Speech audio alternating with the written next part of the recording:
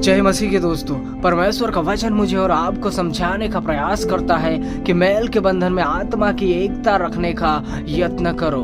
दोस्तों, परमेश्वर का वचन हमें और भी गहरी बात बताने का प्रयत्न कर रहा है आगे के वचनों में, जहाँ पर यूं कहता है, एक ही देह है, एक ही आत्मा है, जैसे तुम्हें जो बुलाए गए थे तुम्हारे बुलाए जाने से एक ही आशा है, एक ही प्रभु है, एक ही विश्वास और एक ही बपतिस्मा और सबका एक ही परमेश्वर और पिता है, जो सबके मध्य में और सबके ऊपर और सब में है। दोस्तों, हम जो इस संसार के किसी भी कोने में रह रहे हैं, किसी भी जगह पर रहकर परमेश्वर की कलीसिया को जो आपको और हमें सौंप ही गए हैं, उन्हें चला रहे हैं, हम सब मिलकर जो भी परमेश्वर के वचनों के आधारित अपने जीवन को बिताता है, हम सब एक ही परमेश्वर के लोग हैं। दोस्तों, इसमें कोई भी संदेह नहीं है कि हम सब का जो भी परमेश्वर के वचनों के आधारित जीवन बिता रहे हैं, जो भी पिता पुत्र पवित्र आत्मा पर विश्वास करता है, जो भी बपतिस्मा पर विश्वास करता है, जो भी नए जन्म पर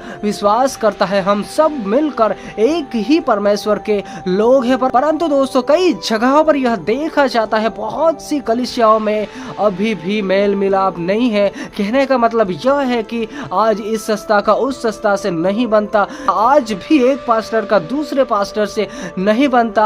आखिर ऐसा क्यों हो रहा है? जबकि परमेश्वर भी एक ही है, बपतिस्मा भी एक ही है, पवित्र आत्मा भी एक ही है, हम सब का मिलकर एक ही परमेश्वर है। फिर भी ऐसा मतभेद हमारे बीच में नहीं होना चाहिए और हम फिर भी कहते हैं कि हम परमेश्वर की सेवा कर रहे हैं, परमेश्वर के कामों को कर रहे हैं। परमेश्वर हमसे कैसे खुश होगा जबकि हम प्रभु के लोगों में ही नहीं बनता, एक संस्था का दूसरे संस्था के लोगों के साथ नहीं बनता। तो दोस्तों, अगर हमारे बीच में भी अगर ऐसा चल रहा है तो परमेश्वर कभी भी मुझसे और आपसे प्रसन्न नहीं होगा, क्योंकि हम सब मिलकर एक ही परमेश्वर के लोग हैं, एक ही परमेश्वर के कार्य को कर रहे हैं। तो दोस्तों, हम सब में कोई भी मतभेद नहीं होना चाहिए। अगर दोस्तों हम इस पृथ्वी पर रहकर हमारे मनों में ऐसे विचार रख रहे हैं, ऐसे लक्ष्य के साथ चल रहे हैं, तो दोस्तों हमारा आत्मिक जीवन सही नहीं है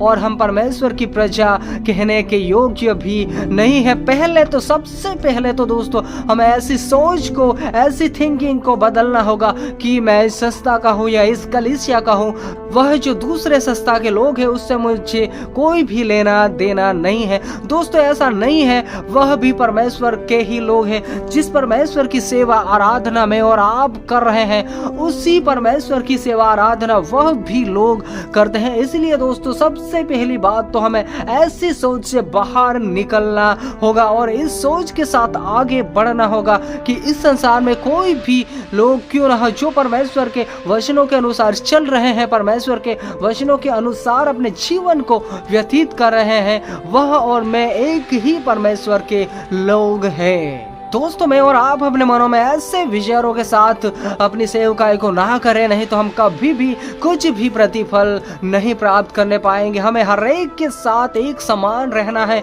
जो भी परमेश्वर के वचनों के अनुसार अपने जीवन को जी रहा है, उन सभी के साथ हमें मेल मिलाप के साथ रहना है। हमें किसी को भी अलग नहीं समझना है। जो भी परमेश्वर के वचनों के आधारित अपने जीवन को जी रहा है, दोस्तों सबको जय मसीह की।